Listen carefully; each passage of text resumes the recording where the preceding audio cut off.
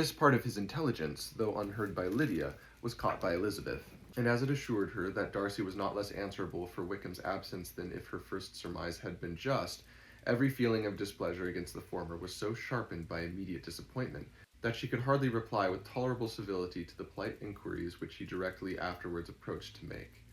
Attention, forbearance, patience with Darcy was injury to Wickham. She was resolved against any sort of conversation with him, and turned away with a degree of ill humour which she could not wholly surmount even in speaking to Mr. Bingley, whose blind partiality provoked her.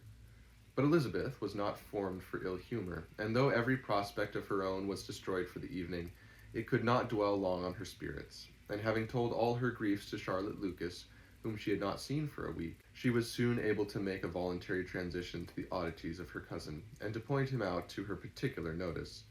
The two first dances, however, brought a return of distress. They were dances of mortification. Mr. Collins, awkward and solemn, apologizing instead of attending, and often moving wrong without being aware of it, gave her all the shame and misery which a disagreeable partner for a couple of dances can give. The moment of her release from him was ecstasy. She danced next with an officer, and had the refreshment of talking of Wickham, and of hearing that he was universally liked.